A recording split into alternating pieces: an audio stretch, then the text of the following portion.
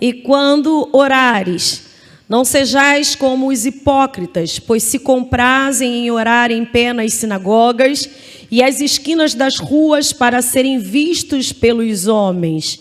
Em verdade vos digo que já receberam o seu galardão.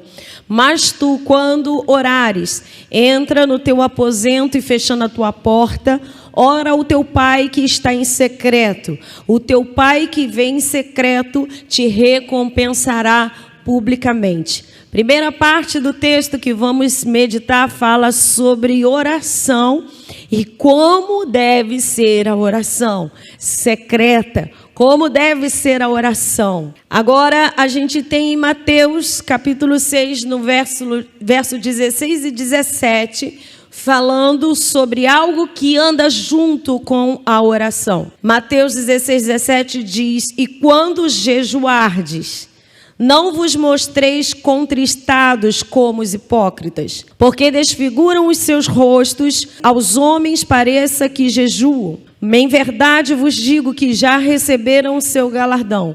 Tu, porém, quando jejuares, unge a tua cabeça e lava o teu rosto. Eu quero dizer que aqui Jesus apresenta a forma de orar e a forma de jejuar. Mas algumas pessoas, algumas correntes teológicas defendem muito que não há mais a necessidade do jejum. Tem pessoas que acham que não há necessidade até mesmo de oração, porque Deus é onisciente, onipotente, onipresente. E eu quero dizer para você que tudo que Jesus fez, e Paulo disse que nós somos imitadores de Cristo, nós devemos praticar e fazer, amém? A palavra de Deus, ela não mudou. E Paulo diz que se vier outra doutrina que não seja essa, que sejamos anátema, que não aceitemos outra versão, outra mensagem, outro ensinamento que não seja aquele que diz a palavra de Deus. Eu quero que você atente para esse texto que é falado um advérbio: quando orares, quando jejuardes. Eu quero dizer que Jesus, ele não usa um pronome se, que é uma partícula de dúvida. Se orares, se jejuares. Não, ele coloca quando orares.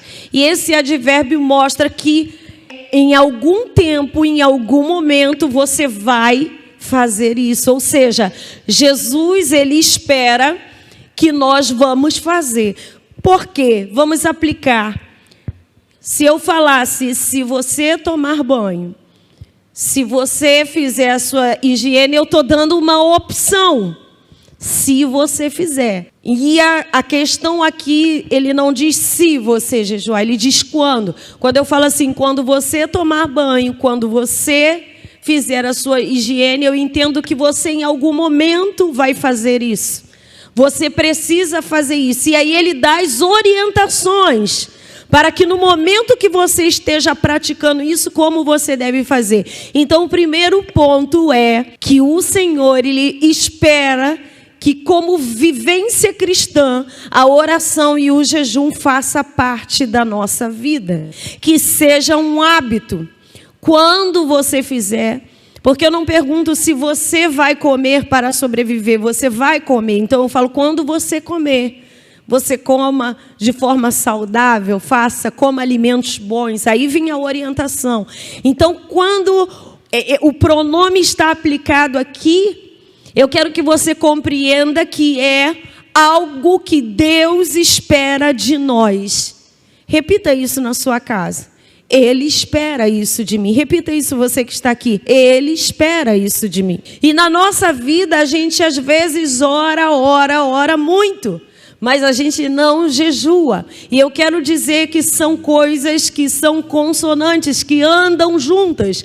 E é necessário para que a gente tenha um equilíbrio, para que a gente receba as bênçãos de Deus. E muito mais, para receber bênção, a gente jejua para ser bênção. Porque a gente vai ver aqui que grandes homens de Deus no seu tempo, e num tempo em que a igreja foi muito avivada, na história da igreja, depois de Paulo, que eu vou citar aqui ainda, e os homens de Deus que praticaram o jejum como uma ferramenta, como uma chave para abrir o céu, para abrir as promessas de Deus, para abrir os tesouros de Deus. Eu quero dizer para você que homens da nossa geração, homens contemporâneos a nós, praticaram jejum, e eu vou listar alguns aqui. Derek Prince, John Wesley, Lutero, eles tiveram o mesmo entendimento de que o jejum e a oração estão na mesma instância de importância para se viver sobrenatural de Deus. A gente vive uma geração que tem poucos resultados superficiais, porque é uma geração que não preza mais pelaquilo que Jesus mandou a gente fazer. Quando você jejuou esse ano? Quando você jejuou esse mês? Quando você jejuou essa semana? Eu quero dizer que é algo que precisa ser uma prática em nossas vidas. Esses homens tiveram resultados e tiveram revelações incríveis pela prática do jejum e da oração. E eu quero explicar nesta noite para você o que o jejum faz em nossa vida. Quando eu falo para você que nós jejuamos não para ter uma bênção, mas para ser uma bênção, é preciso que você compreenda o que é o jejum. E o jejum, ele é uma arma que quebra a barreira chamada orgulho na vida do ser humano. E ela é necessário. Por que é necessário? Porque Jesus fez. E se Jesus fez, como imitadores nós devemos fazer. Jesus, ele era o Filho de Deus. Jesus, ele não precisava de ter milagres de Deus na sua vida. Quantas pessoas jejuam para obter uma vitória? Jesus, ele não precisava, porque ele era o enviado Messias, mas ele jejuou para ele ter intimidade, para ele ter relacionamento com Deus e para vencer as tentações. Então, quando nós jejuamos, é para nós sermos semelhantes a Cristo. É para que nós possamos ter intimidade que Cristo tinha com Deus. É para estarmos revestidos e vencermos a Satanás. Aquele que jejua, ele está se revestindo. E a palavra diz, resistir o diabo e ele fugirá de vós. E como a gente consegue resistir? Orando e jejuando. Jesus, por um acaso, ele não estava bem espiritualmente, não. Ele era o Filho de Deus. Ele estava bem. Tem pessoas também que recorrem ao jejum, não somente quando ele quer obter, mas quando ele não está bem, ele jejua. Eu quero dizer para você que independente se a gente está bem ou não está bem, é necessário que jejuemos. Jejum é uma prática relacional com Deus, que faz com que nós mantenhamos a sintonia com o céu e o céu desça sobre a nossa vida. Pessoas que não acreditam que precisam jejuar, já existe nela um orgulho. Pessoas que entendem que são fortes o suficiente e que o jejum é para aquele que está enfraquecido, que o jejum é para aquele que quer bênção de Deus, ele já é um orgulhoso. E desde o céu, o orgulho faz com que todas as coisas desandem. Você conhece a história do céu e tudo começou porque Lúcifer, o anjo que tinha um grande papel, uma grande importância no céu, encheu o seu coração de orgulho. E muitas vezes quando nós nos achamos importantes e poderosos, nós estamos desenvolvendo a síndrome de Lúcifer no nosso coração. E é isso que hoje, através desse estudo, nós queremos quebrar. Nós precisamos ter a humildade no nosso coração. Jesus não era orgulhoso, Jesus era humilde. Por isso que ele veio, e quando ele veio para ser totalmente ao contrário do que Lúcifer foi. Ele esvaziou-se da sua glória e veio se tornar como um de nós. E quando ele se tornou como um de nós, ele começou a nos mostrar, nos ensinar aquilo que o Pai espera de nós. Jesus foi se batizar, ele não precisava, não tinha pecado, mas ele se batizou. Jesus foi jejuar, ele não precisava, ele já era o Filho de Deus, mas ele jejuou para mostrar que todos nós precisamos fazer as mesmas coisas que ele fazia. Jesus, ele orava. E no momento do Getsemane, a gente sabe que durante a oração, a Bíblia diz que ele suou, e o suor dele era sangue, se tornou como sangue. Isso para mostrar para nós que nós precisamos orar intensamente. Tem pessoas que falam, Deus, ele já sabe o meu problema, eu não preciso mais falar o que eu necessito, porque ele me conhece. Deus, ele também conhecia Jesus, querido. E Jesus conhecia Deus, mas no momento em que ele precisava passar por um momento, uma adversidade muito grande por mim e por você, ele foi jejuar, ele foi orar. E é isso que Deus espera de nós. Por que nós não estamos conseguindo viver milagres que alguns homens do passado, recente, como John Wesley, Lutero, Derek Prince e outros tantos viveram? E como homens do passado, como Paulo, Pedro, da igreja primitiva viveram. A sombra de Pedro curava, mas não era questão da sombra dele curar, é porque ele estava tão cheio do Espírito Santo, que aonde ele passava irradiava o poder de Deus. Mas nós às vezes não queremos viver em conformidade com o que a palavra diz. Olha a postura de Jesus e olha a postura de Lúcifer. Lúcifer acha que ele não precisa de nada, que ele é igual a Deus. Jesus vem com humildade na terra. E quando ele vem, ele se faz como nós. E ele começa a fazer tudo o que nós precisávamos fazer para agradar a Deus. Quem sou eu? Quem é você? Quem somos nós para abolir algo que o próprio Jesus Cristo fez? Seja anátema a pessoas que dizem que não é mais necessário jejuar. Seja anátema a doutrinas que dizem que não precisa mais orar. Porque Deus quer um povo que clame, que ore, para que tenha comunhão e para que se aproprie daquilo que Ele tem para nós. Intimidade, milagres, exaltação. Mas quando nós nos humilhamos, e aqui eu quero falar para você sobre humilhação e exaltação. Quando nós jejuamos, nós estamos humilhando a nossa alma. O homem é tricotônico, ele é composto de corpo, alma e espírito. Essas três situações existem dentro de nós. Eu gosto de dizer que nós, na verdade, somos um espírito que habitamos num corpo que possui alma. E na alma está o centro das vontades, na alma está o intelecto, na alma está o poder de decisão. E Lucas 14, capítulo 14, versículo 11, abra sua Bíblia. Pois todo o que se exalta será humilhado, e o que se humilha será exaltado. Presta atenção que a palavra orienta que quando eu me humilho, a exaltação vem de Deus. Então, o papel de humilhação, quem tem que fazer, somos nós. E o papel de exaltação é de Deus. Então, é necessário nós nos humilharmos. Porque quando nós queremos e desejamos estar no alto, o caminho é descer.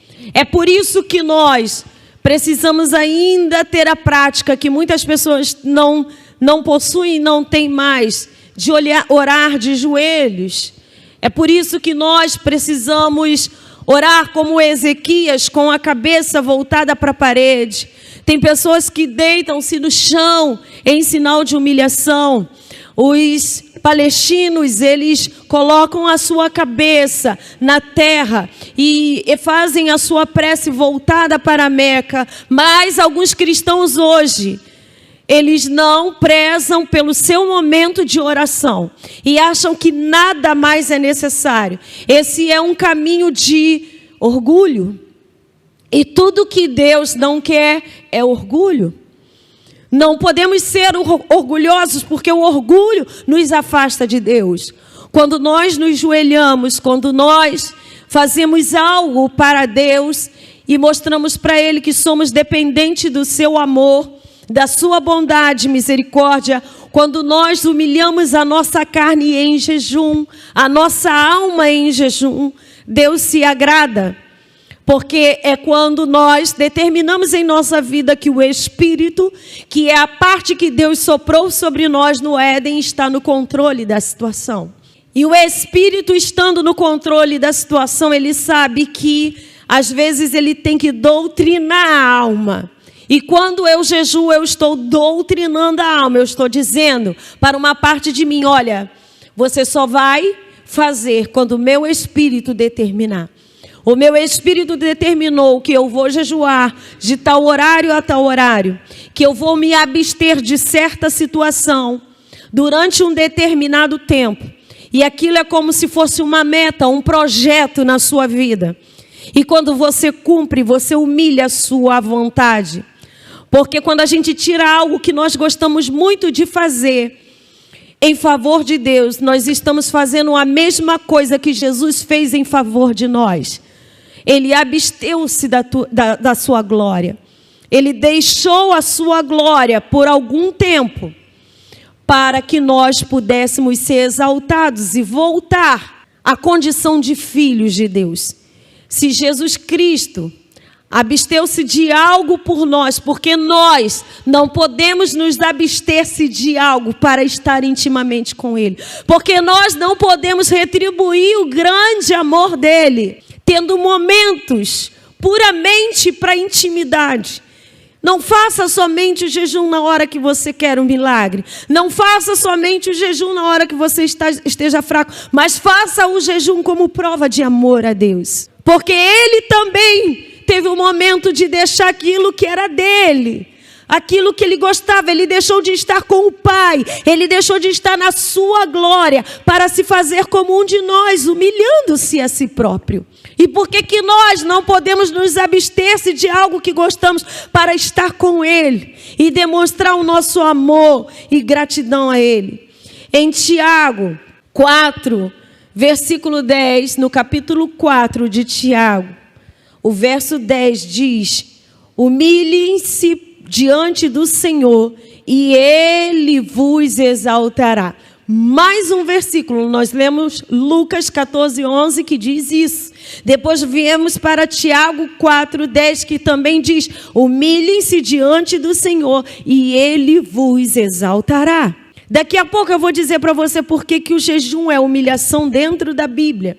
É necessário isso para que Deus nos exalte, a gente não se humilhe. Agora preste atenção, eu não estou falando que você precisa se humilhar diante de homens.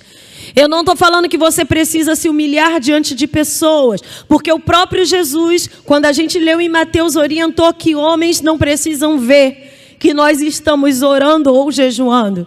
A nossa aparência não precisa ser de coitado. Mas a nossa humilhação, ela pode ser e deve ser em secreto diante de Deus. Ele é que precisa saber disso. Porque quando nós fazemos isso, nós estamos humilhando a nós mesmos para que Deus venha nos exaltar. Entenda isso. A humilhação não é diante das pessoas. Você deve se humilhar diante de Deus. E a humilhação diante de Deus traz exaltação. 1 Pedro, capítulo 5, versículo 6, diz assim: mas quanto a mim, quando estavam enfermos, e a minha roupa era de pano de saco, humilhava a minha alma. Aliás, Salmo 35, 13. Davi, ele fala sobre a humilhação e o jejum. Depois eu vou a 1 Pedro com você. Davi diz: mas quanto a mim, quando estavam enfermos, a minha roupa era de pano de saco, humilhava a minha alma com o, diga comigo, jejum. Como Davi humilhava a sua alma? Com o jejum. É por isso que eu digo e afirmo que o jejum é uma forma de humilhar a sua alma. Davi diz: eu humilhava, algumas versões vem eu afligia a minha alma. Mas na maioria das traduções, e a tradução que traz melhor o texto do hebraico para a nossa tradução é humilhava. Mas quanto a mim, quando estavam enfermos, a minha roupa era pano de saco, humilhava a minha alma com o jejum. e a minha oração voltava para o meu seio. Ou seja, oração e jejum trabalhando juntos em harmonia. E ele humilhava a sua alma com o jejum para a oração dele subir até o trono da graça de Deus. E hoje, há vozes que digam que não é necessário mais você humilhar a sua alma. Mas é uma prática, tanto do Velho Testamento quanto do Novo Testamento.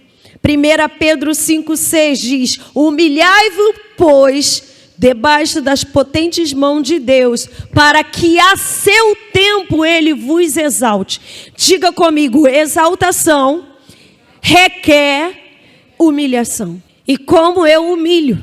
Como eu faço essa humilhação? É através do jejum.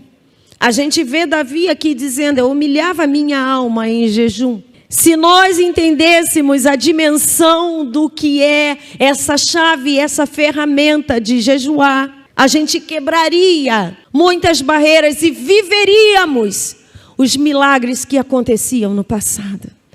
Viveríamos um grande avivamento.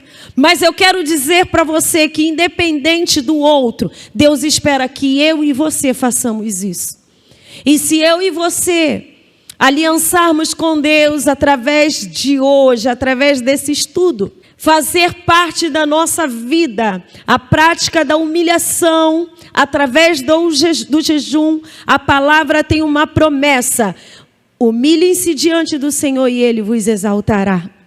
Humilhe-se, pois, debaixo das potentes mãos de Deus, para que a seu tempo Ele vos exalte.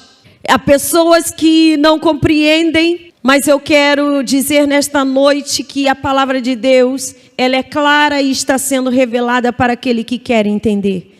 E se você quer entender, você está tomando hoje para você algo especial, algo sobrenatural.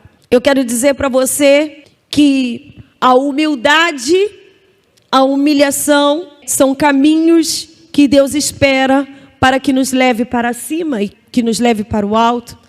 A Bíblia diz que muitos vão chegar nos últimos dias e dizer diante de Deus: mas Senhor, eu curei enfermos, eu salvei vidas, eu profetizei.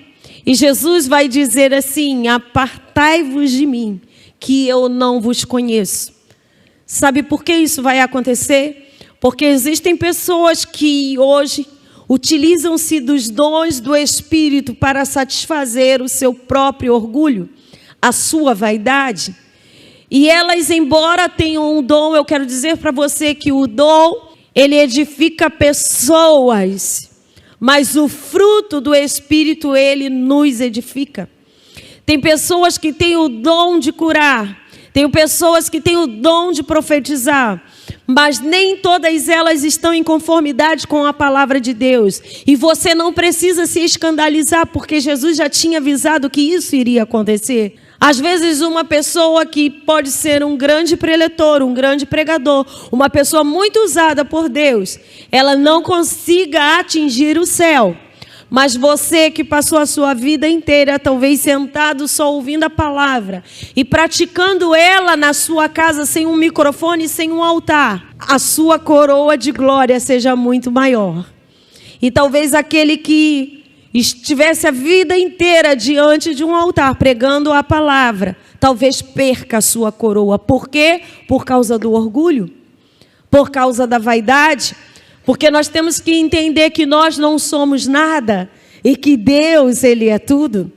E pessoas, às vezes, porque fazem algo e acontece, porque elas oram e as pessoas aceitam Jesus, porque elas oram e pessoas são curadas, porque elas oram e pessoas são libertas, elas já estão cheias do poder de Deus e elas não precisam mais ter essa prática de humildade, de humilhação.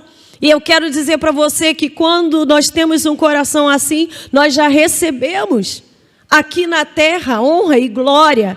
E no céu não tem nada mais para essas pessoas.